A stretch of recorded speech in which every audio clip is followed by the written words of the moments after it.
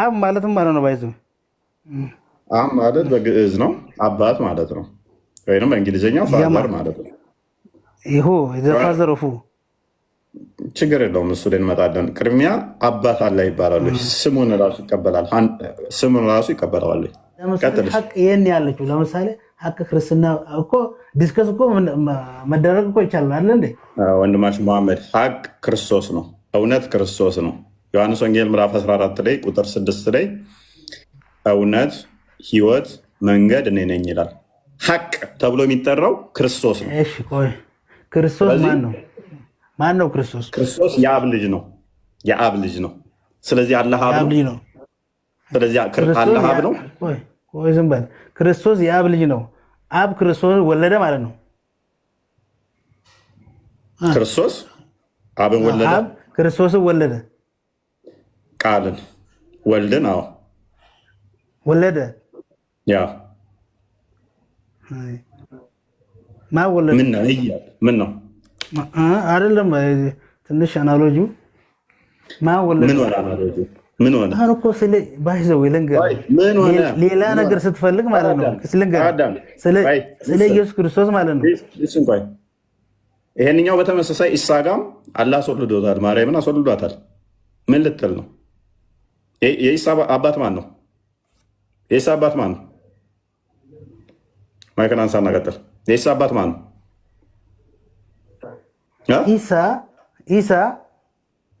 ኢሳ የፈጣሪ መልእክተኛው ነው ግን አባቱ ማን ነው እሱ ካላባት ነው የተወለደው ካላባት ፈጣሪ የሆነ ነገር ሊያደርግ ሲፈልግ ፈጣሪ ማለት ነው ያላባት አራዳ ሸይኡን አንዴ ክፈትልኝ ሱረቱ አላህ ሱብሃነሁ ወተዓላ ነገር ሱረቱ ኒሳ አዳም ኦኬ ሱራ 66 ቁጥር ሙታታርገኝና እናውራ በእውቀት ነው ምንም የምታውቀው ነገር የለም ተቶፒካችን ሽፍት ብታደርገኝም ወደ ቶፒካችን መልሳለሁ ኤኒዌይስ ኦልራይት የኢምራን ልጅ መርየምን ያችን ብልቷን የጠበቀችውን በእርሱም እርሱ የተባለው ምንድነው ፈርጇን ማለት ነው ፈርጇን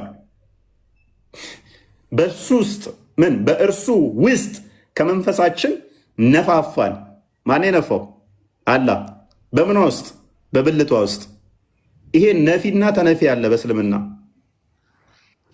ሱራ 19 20 ላይ ወንድ ያልነካኝ ሲሆን እንዴት ልጅ ይኖረኛል ስትል አላህ ራሱ መጥቶ ነፋባት ማለት ነው ነፋት በምንድን ነው የነፋት አላሁ አለም ወይም በአፉ ነው ወይም በብልቱ ነው ሱራ 601 ላይ ለኔ ሚስት የሌለኝ ሲሆን እንዴት ልጅ ይኖረኛል ይላል አላህ ሚስት ከሌለው ልጅ አይኖረውም በተመሳሳይ መርየም ሱራ 19 20 ላይ ለኔ ወንድ ያልነካኝ ሲሆን እንዴት ልጅ ይኖረኛል ትላለች ስለዚህ ልጅ እንዲኖራት አላህ ራሱ መጥቶ ነፋት ማለት ነው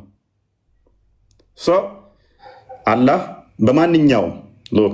በየትኛውም ሴንስ እንደ እስልምና አስተምሮ አባት ተብሎ ይጠራሉ የሚል ጥያቄ ነው አይጠራም አይቻልም አይጠራም ስለዚህ አንድ ሰው አላህ አባት ነው ቢል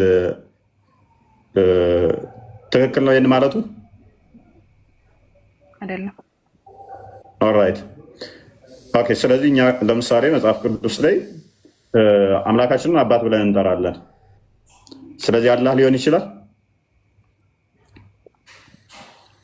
ምክንያቱም እኛ ለምሳሌ አላህን ምንም አይነት ከሰዎች ጋር ሪሌት አናደርገውም ማለትም እሱ አሁን አባታችን ነው ካለን ልጅ አለው ነው ማለት ነው ስለዚህ ልጅ ስለሌለው አባት ነው አንልም ኦልራይት ግን በሁለቱም ቢሆን አሁን ምንድነው ካንቺ የተረዳሁት መባል የለበትም የሚለውን ነው የሚያስጨብጠው ኦልራይት መባል የለበትም እዚህ ላይ ከተስማማን ስለዚህ መጽሐፍ ቅዱስ ላይ ያለው መጽሐፍ ቅዱስ ላይ እኛ የምናምነው አምላካችን አባት ተብሎ ነው የሚጠራው ደጋግሞ አባት ነኝ ብሎ ራሱንም ክሌም ያደርጋል ስለዚህ አላህ ሊሆን አይችልም ማለት ነው የመጽሐፍ ቅዱስ ዘሆል ነቢያቶች አባት ብለው ጠርተውታል አባታችን ብለውታል የአንድ ነቢይ አስተምሮ አይደለም ዘሆል አባታችን ብለው ጠርተውታል አባት ብለው ጠርተውታል ሙሐመድ መጣና ግን ከ600 ዓመት በኋላ ለምሳሌ ከሙሴ ልጀምርልሽ። ያው ሙሴ ጀማሪ ስለሆነ ከሙሴ ጀምርላት። ዘዳግም ምዕራፍ 14 ቁጥር 1 ይክፈትልኝ። ኦራይት እናንተ የአምላካችሁ የእግዚአብሔር ምንድን ናችሁ? ልጆች ናችሁ። ለአምላክህ ለእግዚአብሔር አንተ ቅዱስ ሕዝብ ነህ። እናንተ የማን ልጆች ናችሁ? የእግዚአብሔር ልጆች ናችሁ። ማ ሙሴ። ኢሳያስ ምዕራፍ 63 ቁጥር 16 ወይም 18 አንዴ ክፈትልኝ። ኢሳያስስ ምን አለ?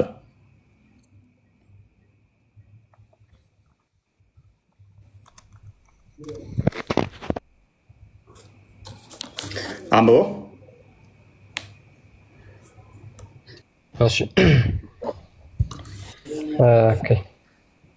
ምን ይላል? አብርሃም ባያውቅህ እስራኤልም ባይገነዘበን አንተ አባታችን ነህ። አቤቱ አንተ አባታችን ነህ፣ ስምህም ከዘላለም ታዳጊያችን ነው ብሎ ይናገራል። ማ እንትና ኢሳያስ፣ ሙሴ ኢሳያስ አባታችን ነህ፣ አንተ ታዳጊያችን ነህ። ኤርሚያስ ምን ይላል? አንተ አባታችን ነህ። በእውነት ኤፍሬም ለእኔ የበኩር ልጅ ነው ወይስ የተወደደ ሕፃን ነው? በእርሱም ከፍ በል በእርሱ ላይ በተናገረ ቁጥር አስበዋለሁ። ስለዚህ እንጂ ታውከኛለህን? ርኅራኄም እራራለታለሁ ይላል እግዚአብሔር። ምን ልጄ ነው? ቁጥር 20 ላይ ነው። ሶሪ ቁጥር 17 ያልኩት ማ ኤርሚያስ ዮሐንስ ወንጌል ምዕራፍ 1 ላይ ቁጥር 12 ኦኬ። ለተቀበሉት ሁሉ ግን በስሙ ለሚያምኑ ለእነርሱ የእግዚአብሔር ልጆች የሆኑ ዘንድ ስልጣን ተሰጣቸው። ምን የሆኑ ዘንድ? የእግዚአብሔር ልጆች የሆኑ ዘንድ ምን ተሰጣቸው? ስልጣን ተሰጣቸው። ሮሜ ምዕራፍ 8 ዳዊትም ብሏል፣ ሰለሞንም ብሏል። ሁሉንም ማሳየት ይቻላል፣ ለጊዜው ይበቃናል። ይሄ አባት አባት አባት የተባለው እግዚአብሔር አላህ ሊሆን ይችላል?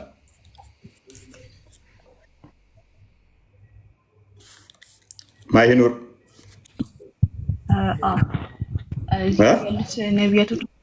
ነቢያቶች በሙሉ ከአብርሃም ጀምሮ አሁን የጠቀስካቸው እነ ሙሴም እነ ኖህም ሁላቸውም ሙስሊም ናቸው ብለን ነው የምናምነው።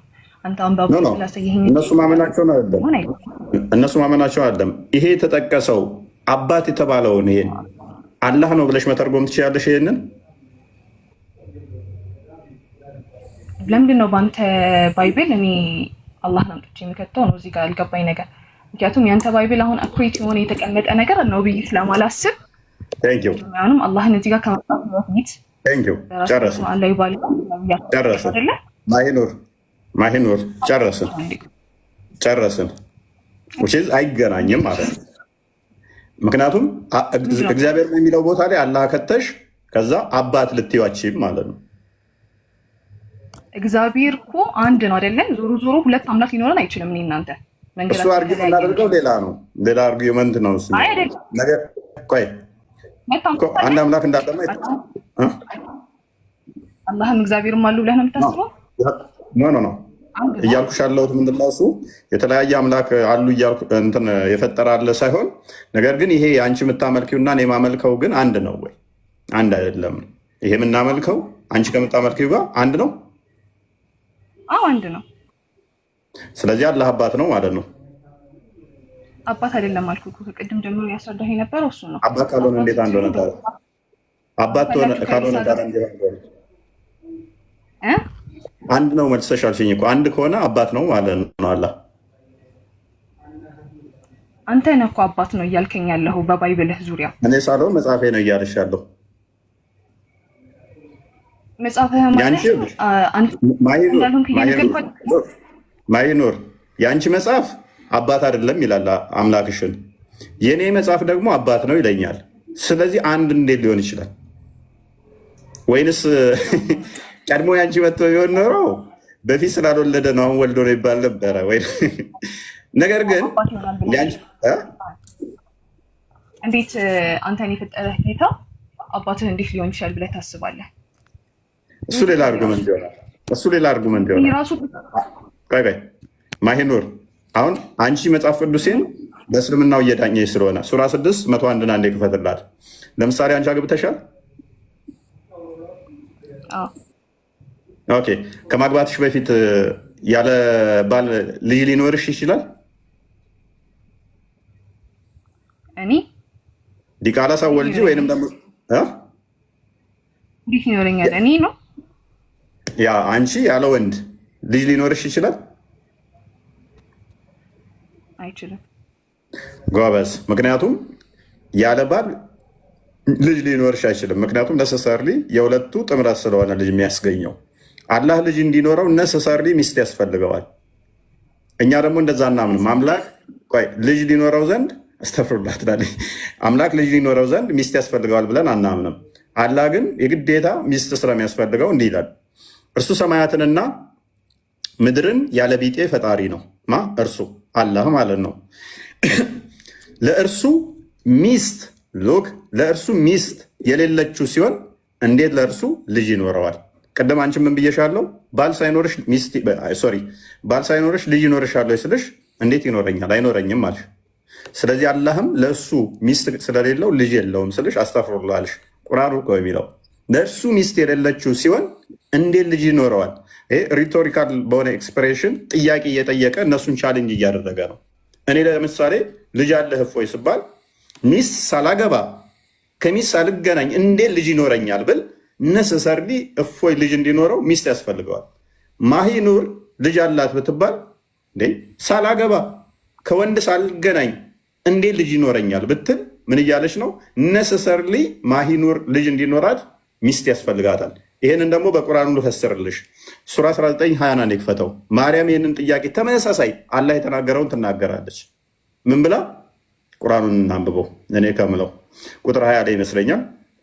ሉክ በጋብቻም ሰው ያልነካኝ ሲሆን በጋብቻም ሰው ያልነካኝ ሆኜ ሰው ሊወልድ የሚችለው ወይን አግብቶ ወይን አመንዝሮ ነው።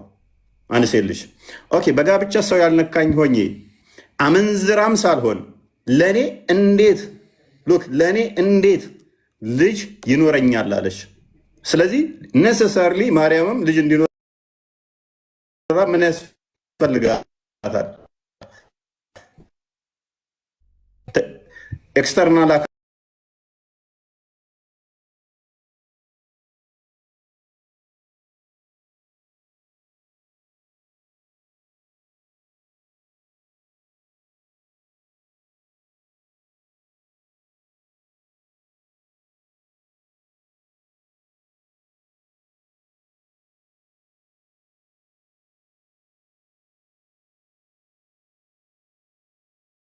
የተመሰረተበት በመጀመሪያውኑ ስህተት ነበር ማለት ነው። ነቢ አግኝተሽናል። አሁን አንተ ያመጣቸው ሁለቱን አያቶች ልንገርህ። የመጀመሪያው ወመተኸዘ አላሁ ሚን ዱኒሂ ወለም የኩን ለሁ ሸሪከን ፊል ሙሉክ የሚለው አለ። ወለም የኩን ለሁ ኩፉወን አሐድ የሚል አለ። ይህ ሁሉም የሚያሳየው አንተ እያሰብክ ያለው አላህ እንዴት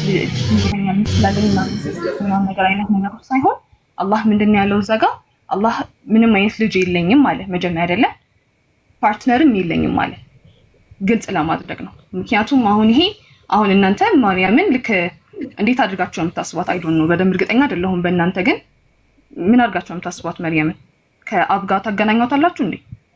በምንም ተአምር አናገናኛትም። እንደዛም አይደለም ብሎ አስረግጡኝ። እንደዛም አይደለም፣ አይገናኝማ፣ አናገናኝም። እኛ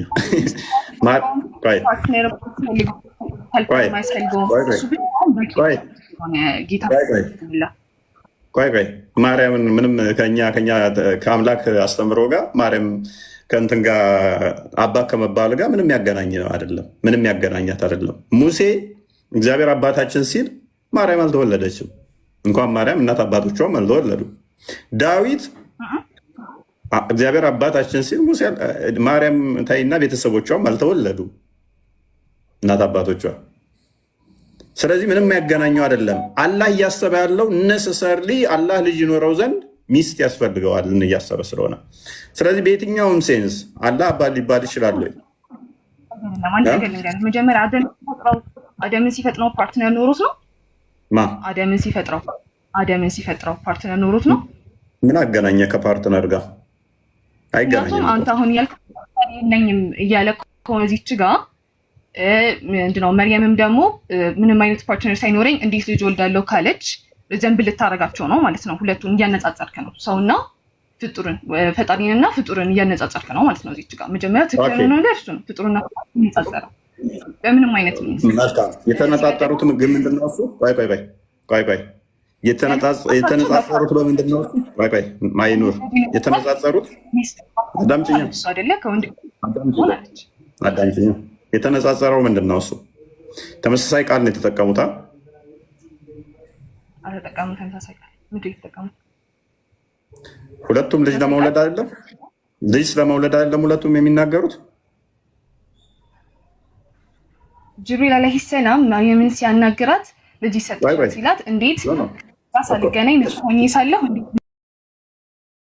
ልጅ ይኖረኛል አለች እሷ።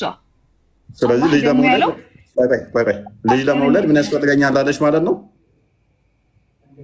ያስፈልገኛል አለችም እኮ። ለምንድን ነው የእሷን ቃል አንተ የምትጨምርላት? አስፈልገኛል አለችም አይደል? ጎበዝ። ቀደም ምን ብለሽኛል አንቺ? ማሂኑር አግብተሻል ስልሽ አግብቻለሁ ስትይኝ ኦኬ ያለ ወንድ ልጅ ይኖርሻል ወይ ስልሽ እንዴት ይኖረኛል አይቻልም አልሽኝ አይደለ? ስለዚህ ራሴ ላይ ምሳሌውን አመጣውና እፎይ ልጅ አለ ብባል ሚስት ሳላገባ እንዴት ይኖረኛል ብዬ እላለሁኝ። ዊች ሚንስ ይሄ ማለት አይኖረኝም እያልኩ ነው። አንቺም እየካድሽ እኮ ነው። ባል ካሌለኝ ሳልዘሙት ልጅ አይኖረኝም ካልሽ ነሰሰርሊ አንቺ ልጅ ሊኖረሽ የሚችለው ወይን ስታገቢ ወይን ስትዘሙች ነው።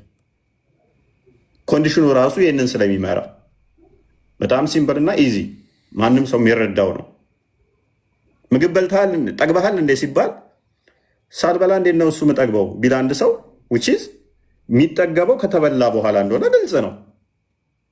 ወረዴ አልበላም ማለት ነው። ሚስት ሳይኖረኝ እንዴት ልጅ ይኖረኛል ካለ አንድ አካል ሎክ እንዴት ይኖረኛል ሚስት ሳይኖረኝ ካለ ነሰሰርሊ ሚስት ያስፈልገዋል ማለት ነው ልጅ እንዲኖረው ግልጽ ነው። ስለዚህ በየትኛው ሚንስ አንደኛ የእኛን አልተረዳም። ማይ ብዙም ማልጫንሽም አርዳድሽ ጤናማ ስለሆነ ነው። የእኛን አልተረዳውም የሚለውን ለማሳየት ብቻ ነው ፈርዘርም እንትን ያላልኩሽ። ምክንያቱም ከነቢያት የትኛውን ማስተምሮ ላይ አምላክ ከሚስት ጋር በተገናኘ ሁኔታ ኤክስፕረስ የተደረገ ዳይሬክትም ሆነ ኢንዳይሬክት በመጽሐፍ ቅዱስ ውስጥ የለም። በሚስት ሴንስ ማለት ነው አባት የተባለበትን። ስለዚህ ይሄ ክስ ለእኛ ምላሽ እየሰጠ ስለሆነ ማለት ነው መጽሐፍ ቅዱስ ነው። ከሚስት አንጻር እኛን ቻሌንጅ እያደረገ ስለሆነ ስህተት ነው። ከዛ አንጻር እሱን እንድታየው ነው። ሌላኛው ሱራ 5 እያንዳንዱ ላይ በደንብ አስተውይ። አንድ ነገር ጋይድ ላድርግሽ። እያንዳንዱ ላይ ቻሌንጅ የሚያደርግበት እኛን እያንዳንዱ ላይ እንከን አለው ከልጅና ከአባት ጋር በተያያዘ እዚህ ጋር አላህ ነሰሰርሊ ልጅ እንዲኖረው ሚስት እንደሚያስፈልገው የሚያሳይ ነው። ሱራ 9:30 አንድ የክፈተው ክርስቲያን እያንዳንዱ ላይ እኛን ቻሌንጅ ያደረገበት ከአባትነት አንጻር እያንዳንዱ እዛው ጥቅስ ላይ ስህተት እንደሆነ ማሳየት እንችላለን። ስህተት መሆኑን ማሳየት እንችላለን። ሎክ አይሁድ ኡዘይር ያላህ ልጅ ነው አለች። በደንብ አስተውሉ። አይሁድ ምን አለች? ያላህ ልጅ ነች አለች ኡዘይርን። ክርስቲያኖች አልመሲህ ያላህ ልጅ ነው አሉ። ይህ በአፎቻቸው የሚናገሩ ቃላቸው ነው። የነዚያን ከነሱ በፊት የካዱትን ሰዎች ቃል ያመሳስላሉ። አላህ ያጥፋቸው፣ እንዴት ይመለሳሉ ከእውነት ይላል። ይሄ ክፍል አሁን በቂያማ ቀን አይሁዶችና ክርስቲያኖች ይሰበሰባሉ፣ ጣዖት አምላኪያኖችም ይሰበሰባሉ። ጣዖት አምላኪያኖቹ ጣዖትን ተከትለው ይሄዳሉ። ጨረቃ የሚያመልኩ ጨረቃን ተከትለው ይሄዳሉ። አይሁዶች ማንን ነው የምታመልኩት ሲባሉ ኡዘይርን ነው ያላህን ልጅ የምናመልከው ብለው ይላሉ ይላል። በታሪክ ውስጥ ሎክ በደንብ አስተውይ። በታሪክ ውስጥ አይሁዶች ኡዘይር አምላካችን ነው ያላህ ልጅ ነው ብለው ያመለኩበት የለም። በቂ አሁን አይሁዶች አሉ እስራኤል ውስጥ ቼክ ማድረግ ትችያለሽ። በቂያማ ቀን የሚጠየቁት ማንን ታመልካላችሁ ተብለው ነው? ኡዘይርን ነው ብለው ይመልሳሉ። ከዛ ወደ ገሃነም ይላካሉ ማለት ነው። አንዴ ቡሃሪ 74:39 አንዴ ክፈተው። በቂያማ ቀን የሚጠየቁት ኡዘይርን ነው የምናመልከው ብለው ይላሉ። ወደ እንትን ይላካሉ። ዩቱብም ላይ ይሁዲዎች ጎረቤቶችም ካሉሽ ማን ነው የምታመልኩ ብለሽ ጠይቂያቸው። ይሁዶች የሚያመልኩት ኡዘይርን ነው ይላል። ስህተት ነው። ሌሎቹንም አሳይሻለሁ። እያንዳንዱ ከልጅና ከአባት ጋር ያነሳው ክሌም ክርስትናውን ማይወክል አይሁዶችንም ማይወክል የተሳሳተ ክሌም ነው። ኡዘይር የሚለውን ፓርት አድርገው አዲሱ በጣም ትልቅ ስለሆነ ያ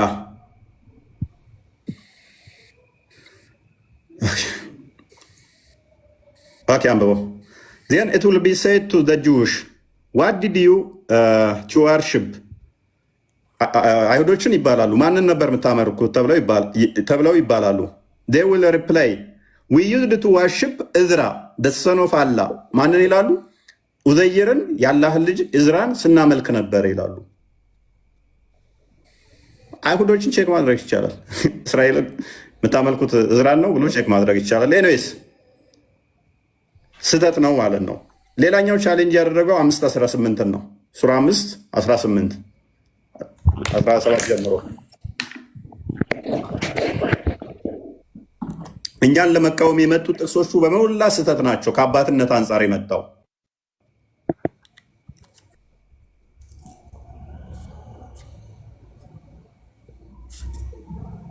ኦኬ አንብበው።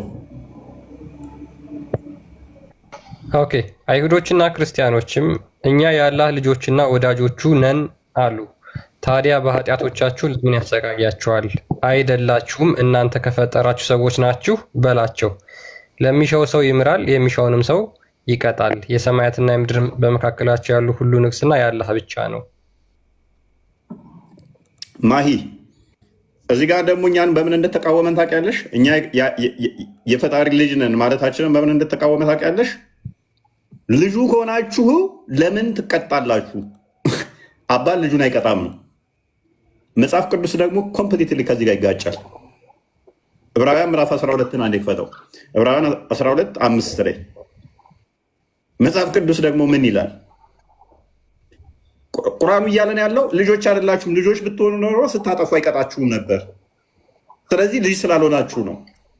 የእኛን አሁንም አረዳድ አልተረዳም ማለት ነው። መጽሐፍ ቅዱስ ምን ይላል?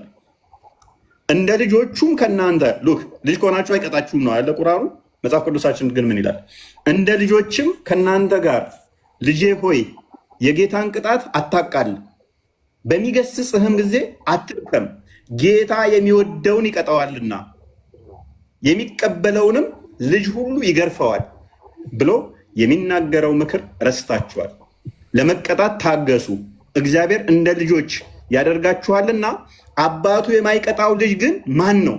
ነገር ግን ሁሉ የቅጣት ተካፋይ ሆኗልና ያለ ቅጣት ብትኖሩ ዲቃላዎች እንጂ ልጆች አይደላችሁም። ስለዚህ አባት የማይቀጣው ልጅ እሱ ባለጌ ወይንም ዲቃላ ነው። ልጆች ከሆናችሁ ግን ትቀጣላችሁ ይለናል መጽሐፍ ቅዱሳችን። ቁርአኑ ግን ሲወርድና ልጅ ስላልሆናችሁ ነው የሚቀጣችሁ ይለናል።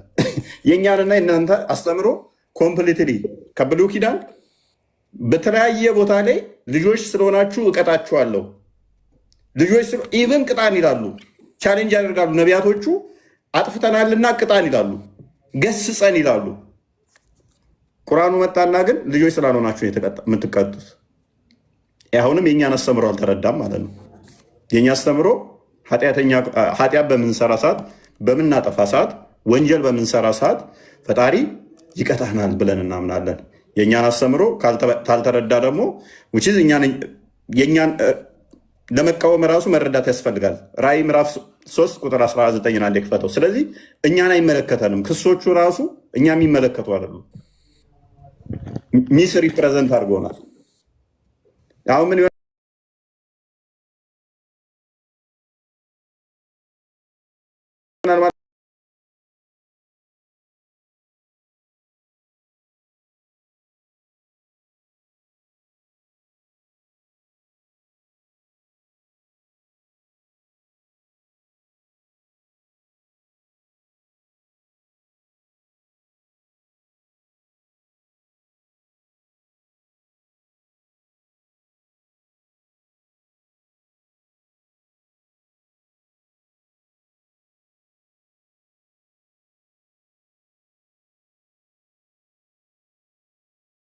እሱ ደግሞ ሌሎች የሚነሱ እንትኖች አሉ።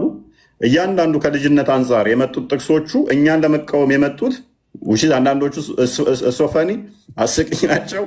አንዳንዶቹ ደግሞ የታሪክ ስህተት አለባቸው። አንዳንዶቹ ደግሞ ኮምፕሊትሊ የእኛን አስተምሮ ካለመረዳት የመጡ ናቸው። ከእኛን አስተምሮ ካለመረዳት ነው። ዮሐንስ ወንጌል ምዕራፍ 1 ቁጥር 12 አንዴ ክፈተው።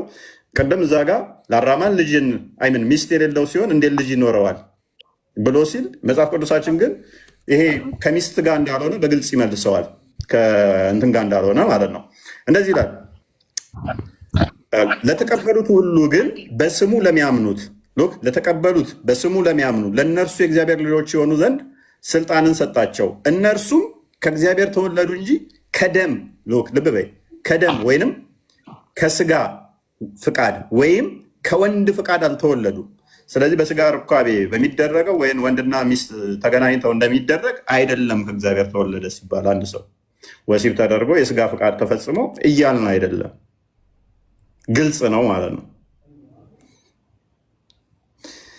ያጀማ አከም ጅርቱ ነጋዳ አይ ቲንክ ክሊር ያረክላት ይመስለኛል ነጥቦቹን። ያው እንግዲህ ነጥቦችን ይዛለች ብለን እናምናለን። አንተ አስተማሪ ሆንኩኝ እኮ ሳላውቀው። አስተማሪ ምን ሙዳ ጫወተኛ ያንተን እንትን ወሰድኩብህ። አንተ ነህ እኮ ገብተህ በቃ ቁጭ ብለህ ታስተምራለህ። እኔ እኮ ማስተማር እስከዚህም ነኝ እኮ ማስተማር ላይ። ለማንኛውም ቃለ ሕይወት ያሰማልን። ሙስሊሞች አሉ ገስት ላይ እናስገባ አስገባሽ። ሙስሊሞች ካሊል ጅብራል ቀጥል። ካሊል ጅብራል ያኔ ወድጄ ያነበብኩት መጽሐፍ ነው አስታውሳለሁ። የዛሬ 10 ዓመት ምናምን አካባቢ ይሆነኛል ይመስለኛል፣ ከ8 ዓመት ምናምን በፊት። ሴጣን ይገደል አንብበዋል? አላነበብኩም። ሴጣን ይገደል አይገደል የሚል አላነበብኩም። የሚል አለ እንደዚህ አይነት መጽሐፍ?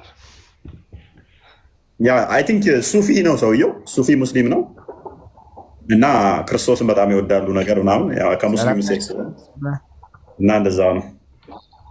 ካምዳው ይሰማል።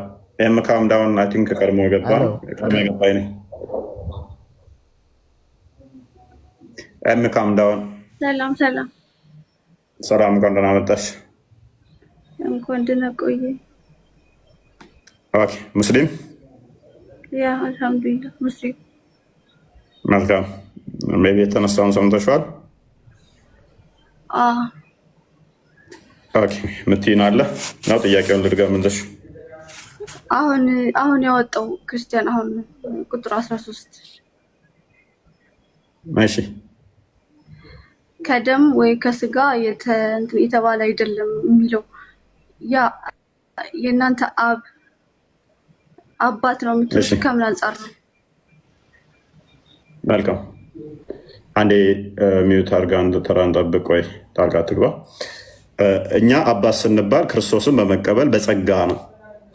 ቁጥር 13 ላይ በደምና በስጋ አይደለም። ምን አለን? በደምና በስጋ አይደለም ማለት ነው። ለምን ካዳ? በምንድን ነው እሱን ለተቀበሉ ልጆች ይባላሉ። ቁጥር 17 ላይ በምን ይለናል? ጸጋውን ሰጥቶናል ክርስቶስ። እዛው ምዕራፍ 1 ቁጥር 17 ላይ ጸጋና እውነት በክርስቶስ ሆነ ይላል ማለት ነው። ያ ጸጋ የእግዚአብሔር ልጅነት በእኛ ውስጥ ማኒፌስት እንዲያደርግ ያደርገናል። ሮሜ ምዕራፍ 8 ላይ ደግሞ ስልጣኑን ይሰጠናል። አባት ብለን እንድንጠራው ስልጣን ተሰጠን። ሮሜ 8 አንዴ ክፈተው ቁጥር 15 ክርስቲያን አለ?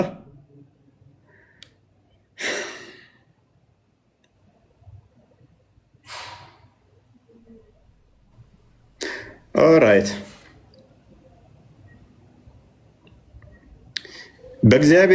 በእግዚአብሔር መንፈስ የሚመሩ ሁሉ እነዚህ የእግዚአብሔር ልጆች ናቸው። በማን መንፈስ የሚመሩ? በእግዚአብሔር መንፈስ የሚመሩ ምን ይባላሉ? የእግዚአብሔር ልጆች ይባላሉ። ስለዚህ ሁለት መንፈስ አለ። አንድ ያጋንንት መንፈስ አለ፣ እንደ እግዚአብሔር መንፈስ አለ። እንደ እስልምና አስተምሮ ሁሉም ሰው ሲወለድ ሴጣን ይቆነጥጠዋል። እንደ እስልምና አስተምሮ። ቆይ እፎይ ወደ ሌላ አንተ አርጉመንት እኛ ስትናገር ወደ ሌላ አርጉመንት አትሄዱ እያልክ ስለሆነ እዚህ ጋር ቆምና ስለ አምላክ ልጅነት እያወራን ነው። እዚህ ጋር እንጨርስ። ስለ አብ ልጅነት አዳም ጨርሽ።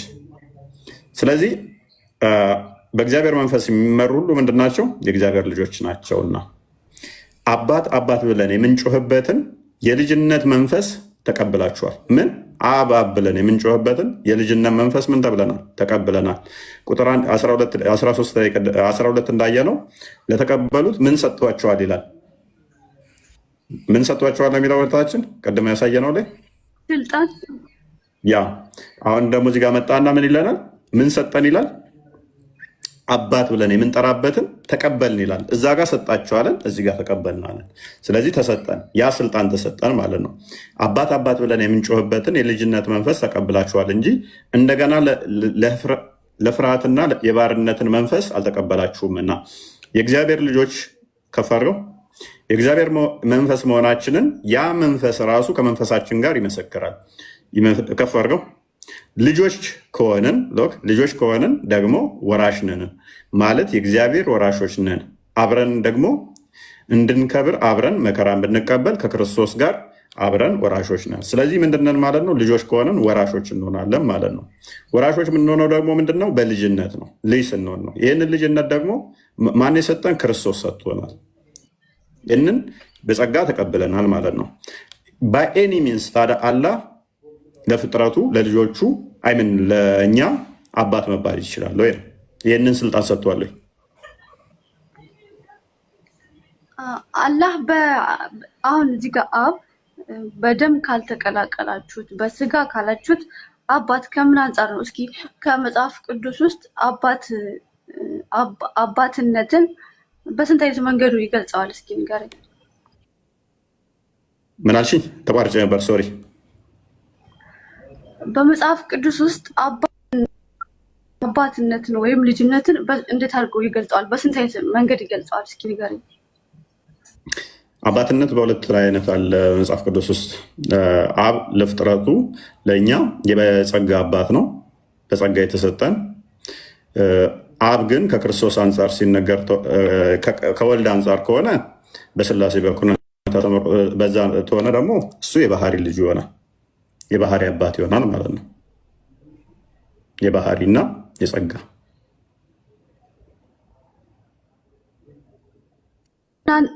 የባህሪ የቱ ነው? የጸጋ የቱ ነው? የጸጋ ማለት መቀበል ማለት ነው። ጸጋ ማለት ስጦታ ማለት ነው። ስለዚህ ምን ይላል እዚህ ጋር? ተቀበልን ይላል አይደለ? የተቀበልነው ደግሞ ማንን ስትንቀበል ነው? ክርስቶስን ነው አይደለ? ክርስቶስ ደግሞ ምንን ሰጠን ይላል? ጸጋና እውነትን ሰጠን ይላል ቁጥር 17 ላይ። ስለዚህ በጸጋ ተቀበልን ማለት ነው። ስለዚህ እኛ የአብ ልጆች ነን፣ የፈጣሪ ልጆች ነን ስንል በጸጋው በስጦታ የተቀበልነው አባታችሁ ነኝ ያለን እኛ ልጆች ነን ብለን የተቀበልነው የጸጋ ልጅነት ነው። የባህሪ ልጅ ማለት ግን ከእርሱ ተተካክሎ ከእርሱ የተገኘ ወልድ ብቻ ነው። እሱ የባህሪ ልጅ ተብሎ ይጠራል። እሱንም ደግሞ ዕብራውያን ምዕራፍ 2 ላይ ቁጥር 1 ላይ አለ። ክፈትላት። በኤኒ ሚንስ አላህ የባህሪም የጸጋም ይባላል ወይ? አይባልም? ይባላል። እዚህ ጋር ጨርስና አሁን የጸጋን ነግረኝ። አሁን የጸጋውን እየነገርከኝ ነው። ቀጥል። የጸጋውን ነገርኩሽ፣ የባህሪን ደግሞ ልንገርሽ። ይሄ አሁንም ተሰየኝ የባህሪ ነው የጸጋ? የጸጋን ነገርኩሽ እኮ አልገባሽም? የጸጋው አልገባሽም? የባህሪ ማለት ግን ከሱ አንድ ባህሪ ከአብ ጋር ያለው ከሱ ተካክሎ ከሱ የተገኘ ማለት ነው። ለምሳሌ አንቺ የምትወልጂው ልጅ ሰው እንጂ ሌላ አካል አይሆንም አይደለ? ስለዚህ የባህሪ ልጅ ስንል ከእርሱ የተገኘ ማለት ነው። ከአብ የተገኘ ቃሉ ማለት ነው። የአብ ቃሉ የባህሪ ቃሉ ወልድ ልጁ ይባላል። እናንተ የምታስቡትን ቁርአኑ ላይ ያለውን እሱን ተዉት፣ ከኛ ጋር ታገናኙት። ምክንያቱም አላህ የሚያስብበት ሀሳብ ሌላ ስለሆነ፣ እኛ ግን ቃሉ አንቺ ቃል አለሽ፣ ዝርው ቃል ነው። የፈጣሪ ቃል ግን እንደኔና እንዳንቺ ቃል አይደለም። ከእርሱ የሚወጣ ነው ቃሉ ፈጣሪ ነው ብለን እናምናለን። ያ ቃሉን ምን ብለን እንጠራዋለን? ልጅ ብለን እንጠራለን። እናንተ ቁርአንን ወይም ከለም አላህ ብላችሁ ትጠሩታላችሁ። ያላ ቃል ማለት ነው። ቁርአን ፍጡር አይደለም ብላችሁ ትጠራላችሁ። ወረቀት ላይ ሰፍሯል ፍጡር ያለው ነው ብላችሁ ታምናላችሁ። እኛ ግን ቃሉን ሎክ ቃሉ አካላዊ ነው ፈጣሪ ነው ብለን እናምናለን። ያ ቃሉ ደግሞ አካላዊ ከሆነ ልጅ ብለን እንጠራዋለን። ቃሉን ከእርሱ የተገኘ ነውና ልጅ ስንል ቃሉን ነው። አካላዊ ቃል ነው፣ ፈጣሪ ነው። ፈጣሪ ቃል ያልነበረበት ሰዓት የለም። ቃሉ ፍጡር አይደለም፣ ሁሉን የፈጠረ በቃሉ ነው ብለን እናምናለን። ያ ቃሉ ደግሞ ከሱ የተገኘ የእሱ ልጅ ነውና ባህሪው ነው፣ ባህሪ ነው፣ የባህሪው ልጅ ነው ብለን ነው ምናምነው። ሶሪ ኤኒዌይስ እንደዚህ ይላል። ሁሉ ወራሽ ባደረገው ደግሞ ዓለማትን በፈጠረበት ምን ዓለማትን በፈጠረበት ቃሉ ምንድነው? ዓለማትን የፈጠረበት ነው። በልጁ በዚህ ዘመን መጨረሻ ለእኛ ተናገረን። በማ በልጁ ምን ባለበት? ዓለማትን በፈጠረበት። ይሄ ልጁ ደግሞ ምንድን ነው? ዓለማትን የፈጠረበት ልጁ ደግሞ ምንድን ነው? እርሱ የክብሩ መንጸባረቅ። ልብ በይ፣ የክብሩ መንጸባረቅ ጀስት የእሱ ኢሜጅ ፕሪንት የሆነበት ነው። የእሱ እያንዳንዱ እንትኑ ነው የክብሩ መንጸባረቅ እና የባህሪው ምን የባህሪው ምሳሌ ሆኖ ሁሉም በስልጣኑ ቃል እየደገፈ ኃጢአታችንን በእርሱ ካነጻ በኋላ በሰማያት በግርማው ቀኝ ተቀመጠ። ስለዚህ ስለ ባህሪ ልጅነት ስናወራ ምንድነው እሱ እያወራን ያለ ነው ማለት ነው። ስለ ፈጣሪነት እያወራን ነው። ሱረቱ ዙሩፍ 81 ላይ ለአራማን ልጅ ቢኖረው ከተገዢዎች የመጀመሪያ ነኝ በል የሚለው ይሄን አሁን ከተገዢዎች የመጀመሪያ ነኝ በል ሲል ከሌላው ፍጡር እየነጠለው ነው። ከኔ የሚገኘው ልጅ እሱም ይሄን ጨርስና እንሄዳለን ደግሞ ወደዛ። ይሄን ጨርስ እኮ ገባን። በቃ እኮ አሁን ቶፒካችን ምንድነው? እሱ አላህ በባህሪም ሆነ በጸጋ ልጅ አባት መባል ይችላል። አሁን እዚህ ጋር ባህሪ ማለት አንድ ነገር አሁን እኛ ሰዎች አለና እኛ የሰዎች ባህሪ መውለድ ነው። እኛ የሰዎች ባህሪ መውለድ መዋለድ ነገር ነው እና ይሄ መውለድ መዋለድ የአምላክ ባህሪ ነው። አላህ መባል ይባላል አይባልም?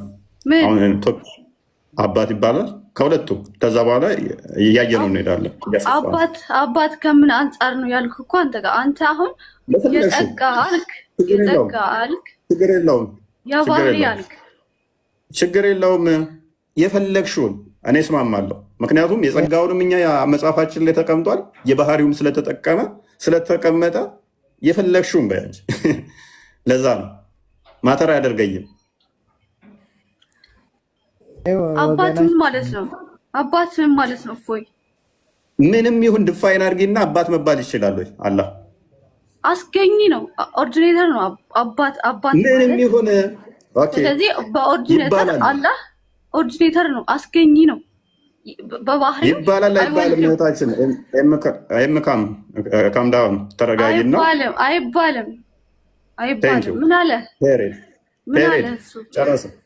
ጨረስን። አይባልም። በቃ አይባልም። ጨረስን ማለት። ስለዚህ አላህ አባት በየትኛውም ሴንስ ሎክ በምንም አይነት ይሁን አባት ተብሎ ይጠራል ወይ? አይጠራም አይደል? በአስገኝነቱ አብ ኦሪጂኔተር በሚለው ኦሪጂኔተር ነው፣ አስገኝ ነው። መረጃ ጠይቅሻለሁ። ይኸውልሽ ከስሞቹ አስገኝ ነው። ቆይ አላህ አብ የተባለበትን መረጃ ጠይቅሻለሁ። እዛ መስጊድ ላይ እንደሚያወሩት ተረት ተረት እንዳታወሪ ነው። ቤት አንድ ጥቅስ ምክንያቱም አላህ አንቺን ሀሳብ ቀርቶ ነው በአስገኝነት አባት። የኔን ሀሳብ አይደለም፣ የኔን ሀሳብ ወይም የሰዎችን ሀሳብ ሳይሆን የቁርአኑን ሀሳብ ካምዳውን። ስለዚህ ቁርአኑ ላይ ብቻ ፎከስ አድርጊና ቁርአኑ ላይ ቤዝድ አድርገሽ። ለዛ ነው የጸጋን ብትይ የባህሪ ብትይ ሁለቱም ስለማያስኬደው ነው ለእናንተ የእኛን ያብራራሉሽ። ለዛ ነው ማብራራትም አይጠበቅብኝም። ምክንያቱም የትኛውንም ብትይ አስኬዳችሁ። ያስኬዳል ካልሽ ግን አንድ ጥቅስ ትጠቅሻለሽ። ከዛ ግን አንቺ በተረጎምሹ አላህ መረዳት ሳይችል ቀርቶ ነው በዚህ ሴንስ ከሆነ እባላለሁ ያለው። አንዴ አሁን አንተ አብ ጋር አንድ ጥያቄ አለኝ። ቅድሚያ አላህ መልሽ። አልጨረስንም፣ እንሄዳለን እኮ ብያለሁ። አንተ እኮ ነው ወደ ቁርአን አላህ አባት ይባላል አይባልም አልኩ እኮ አይደል እንዴ? ስለዚህ በየትኛውም ሴንስ አላህ አባት ተብሎ አይጠራም ማለት ነው። አሁን አይባልም፣ በቁርአን ዘመን አይባልም። ድሮ ይባል ነበር። ድሮ ከሚባሉት ነገሮች አባት ይባል ነበር። አዎ አላህ አባትነቱን ክዷል ስላችሁ ለዚህ ነው ድሮ ፌዷል አይደለም። ሰዎች ምን አሉ? ክርስቲያን ተስማምቻለሁ። አላህ አባትነቱን ክዷል። ወገን ድሮ አላህ አባት ይባል ነበር። ፖለቲካ አትስራ። ፖለቲካ ተወው። ቪዲዮ ከፈለግ ስራበት፣ ችግር የለውም። ተስማማሁልሽ። ድሮ አባት ይባል ነበር። ምን አለ? ቆይ እህታችን አዳምጫ እኮ እየነገረ ነው። እኔ አይደለሁም እኮ የምነግርህ። ማስረጃ ቁርአኑ እየነገረኝ ነው። ከፍ ላድርግሽ። ኢሜል ነበር እኮ ኢሜል ላደርግሽ አልፈልግም ነበረ። ምክንያቱም ተረት ነው ስለሆነ ያወራሹ። ድሮ አባት ባል ነበር። ወይ ካምዳውን ምንም አይ አይደለም። ድሮ አባት ባል ነበር፣ አሁን አባት አልባልም ያለበትን አንቺ አንድ ማስረጃ ካመጣሽ ሶሻል ሚዲያን አቃጥለዋለሁ፣ እኔ አጠፋዋለሁ። ቀጥይ። አይደለም ከቁርአን ከሐዲስ እኔ ልንገርክ። ምን እንትናን ኢዝራን የአላህ ልጅ ነው አሉት አይሁዶች። አላሉትም። አላህ በሉ ብሏቸው ነው አላሉትም። እንደዛ አላህ በሉ ብሏቸው። እስኪ ከአንድ ሰው ጋር ልቀጥል። ማንም አልተደረበብሽም። አንደኛ እዝራን ያላህ ክርስቲያኖች ደግሞ ይሄ ተረት ነው ያወራሹም። አላህ እዝራን ከቁርአን በፊት ነው። እኔ እየነገርኩ ያለሁት ከቁርአን በፊት ነው። ተረት እየተቃወማቸው ነው እንጂ ጭራሽ ነኝ እያለ አይደለም። አባት የተባለበትን ይባልና ፈቅዶ በኋላ እንደከለከለ ማስረጃ ይሄ አሁን አውጣልኝ። ቅድም ነው አይሁዶች ኢዝራኤል አባት አሏል፣ የአላህ ልጅ ነው አሏል። ክርስቲያኖች ደግሞ አውጣውሽ ማስረጃ አውጣው። ስለዚህ ትክክል ናቸው እንደዛ ማለታቸው እያለችን ነው። ፈቅዶ ነበረ ግን ተሳስታችኋል ማለቱ አላህ ተሳስቷል ማለት ነው ይባላል እያለች ሰዎች ስለሚሉ እንትን ብሎ እናመሰግናለን። እንዴት እንደተሳሳትሽ ላሳይሽ ይባላል። አይሁድ አለክ እኔ ስማኝ፣ አንብቢው። እሺ መጽሐፉ የኔ ነው፣ አንብቢው። አይሁድ ኡዘይርን የአላህ ልጅ ነው አሉ። ክርስቲያኖች አልመሲህን የአላህ ልጅ ነው አሉ። መቼ ነው ያሉት? ቀጥይ። መቼ ነው ያሉት? እፎይ ንገረኝ። ቀጥይ። ይህ በአፎቻቸው የሚናገሩት ቃላቶች ናቸው ነው አለ። ቃላቸው ነው። ምን በአፋቸው የሚሉት ቃል ነበረ። እሺ የእነዚያ ከነሱ በፊት የካዱ ሰዎች ቃል ይመሳሰላሉ። መቼ ነው? አሁንም እየነገረ ያለው በፊቱን ነው። አላህ እስኪ አንተም በሉ ይፈዟል።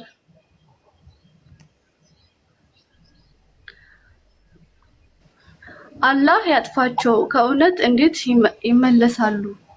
አየህ፣ ይሄ አሁን እየነገረ ያለው የአሁኑን ሳይሆን ከቁርአን ወደዚህ ያለውን ሳይሆን የበፊቱን ነው። ስለዚህ ይሉ ነበር። ይሄ ባፋቸው የሚሉት ቃል ነበር። ስለዚህ ይሉ ነበር፣ ግን አሁን ቀርቷል ማለት ነው። በቁርአን ጊዜ የለም። ምክንያቱም ሰዎች ኩፋር ማለታቸው ማለት ነው። አላህ የማይወልደው ልጅ አላህ በባህሪው አይወልድ። ካምዳውን ስለዚህ በፊት ዓመት አላወራም።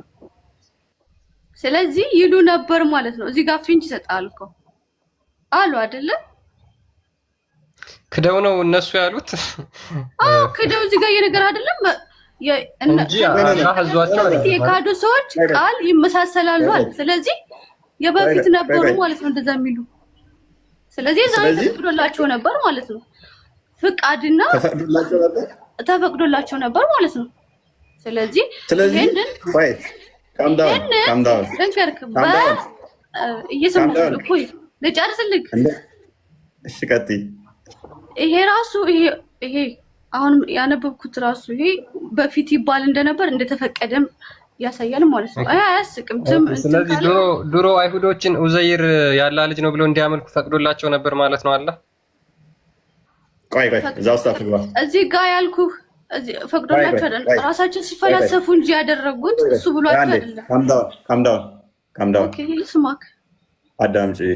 which is ክፍሉን ብቻ እናንብበው። ምን አለች እህታችን? ድሮ ተፈቅዶ ነበረ አሁን ተከልክሏል አለችን።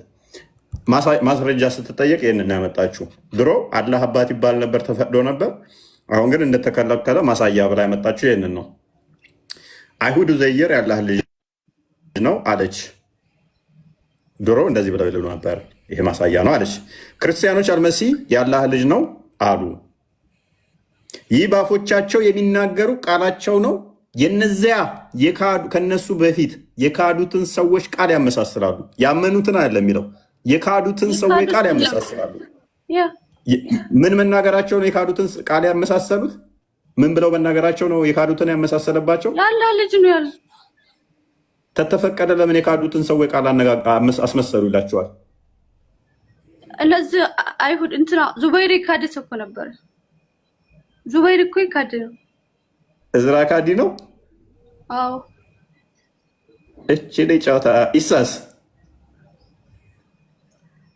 አልመሲሳ አባት ስለሌለው አይደለ እንትና እነሱ አላህን አባቱ ብለው እንትን ያሉት አይደለም እንዴ? እዝራ ካዲ ነው። ስለዚህ ያሉት ሰዎች ነው ያሉት አይሁዶች ካዲ ነው። ኦኬ እሺ፣ አልመሲሳስ ካዲ ነው። አልመሲሳስ ካዲ ነው። ክርስቲያኖች ናቸው እንጂ አሁን እዚህ ጋር አይሁዶችና ክርስቲያኖችን ነው። ኢዝራንና አልመሲሳን አይደለም። ኢሳ ያለው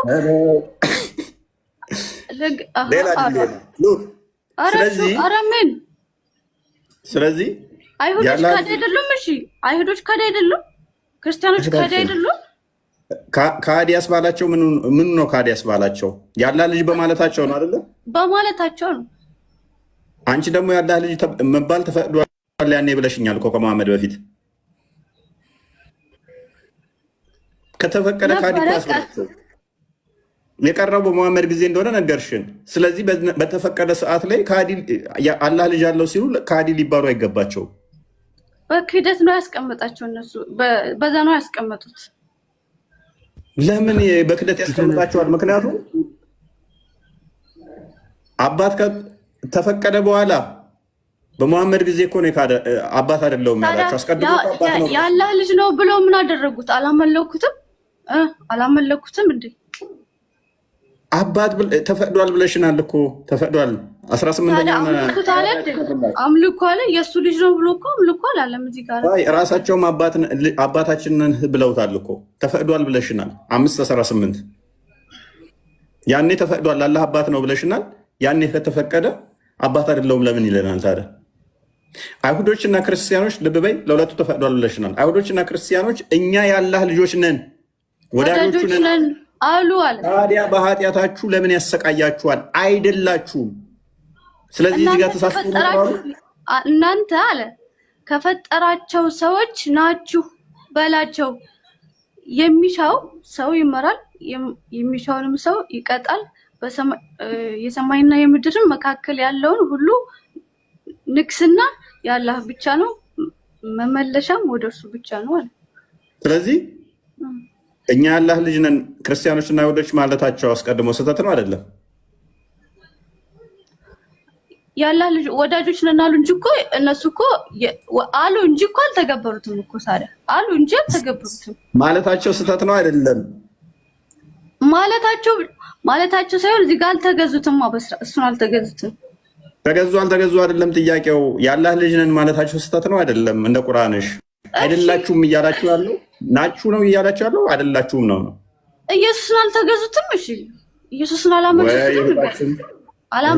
ኢየሱስን እንታችሁ ምንድን ነው የምታወሪው?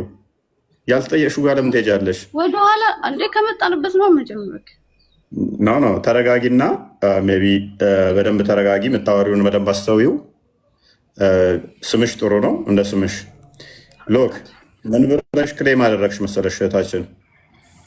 አስቀድሞ እስከ መሐመድ ድረስ አላህ አባት ተብሎ ይጠራል አልሽን። ስለዚህ አላህ አባት ከሆነ ቁርአንሽ የት ቦታ ነው ብዬ ስልሽ ኡዘይርን አይሁዶች ያላህ ልጅ ነው ማለታቸው፣ አልመሲሳን ያላህ ልጅ ነው ማለታቸው ይሄ መፈቀዱን የሚያሳይ ነው ብለሽ ነው ያመጣሽው። መከልከሉን ሳይሆን መፈቀዱን። ክፍሉ ግን የሚለው ምንድነው? የከሃዲዎች ሰው ንግግር ነው። አላህ ያጥፋቸው እንዴት ብሎ እንደዚህ ብለው ይናገራሉ እያለ የሚራገም ክፍል ነው የጠቀሹ። እንደዛ ብሎ መናገራቸው አላህ ያጥፋቸው የሚያስብላቸው ነው። እዚህ ጋር የሰጠውሽ ደግሞ ክርስቲያኖችና አይሁዶች እኛ አላህ ልጅ ነን በማለታቸው አይደላችሁም፣ ልጆች ብትሆኑ እንዴት ትቀጣላችሁ እያለ ነው። አባት ልጁን አይቀጣምና ቀደም በደንብ አሳይቼበታለሁ። ስለዚህ በፊት አላህ አባት ተብሎ የተጠራበት አንድም ጥቅስ የለም ይባል ነበር አልኩ። እዚህ ጋር ግን አመለኩት። ምን አለ መሰለህ እዚህ ጋር አሁን ኢየሱስን አልኩ ኢየሱስን አላመለኩትም ወይ እያልኩ ነው። ያላህ ልጅ ነው አሉ፣ ያላህ ልጅ ነው አሉ፣ ግን ያመለኩት ነበር።